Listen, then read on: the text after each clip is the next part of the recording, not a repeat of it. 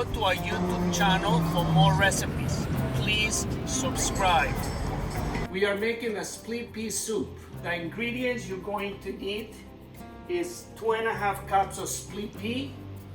You're going to need 2 yellow onions, 2 cups of fresh carrots, 3 garlic cloves, 3 tablespoons of olive oil, 1 teaspoon of sea salt, 3 bay leaves, and 1/4 of a teaspoon of cayenne pepper. It's going to take about an hour and a half.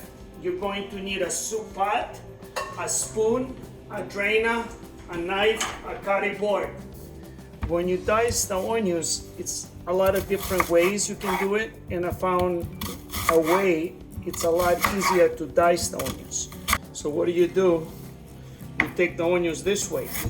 This way it's not slippery. Then we put them in a pot with 3 tablespoons of olive oil. We let it simmer for 10 minutes. Then we prepare the garlic. We clean it, we chop it up nice and thin. We put it together with the onions. When you put the garlic together with the onions, you bring the fire down between low and medium, and you put the lid on it. That way the onions create more water, and that way the garlic, it doesn't get burned. We need 2 cups of clean carrots. We're gonna put the peas in a drainer, and we're gonna wash them with cold water.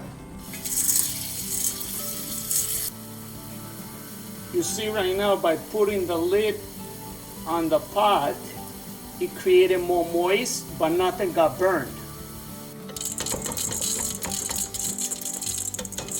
We'll put in the split peas with the onions and garlic. The next step, we'll get the water ready for the soup. We're going to need 12 cups of water. We put the water together with the onions and the garlic. Then we put the carrots. We put the cayenne pepper and the bay leaves. We turn the fire to medium and high, and we let everything boil. When everything is boiled, we put the lid on it.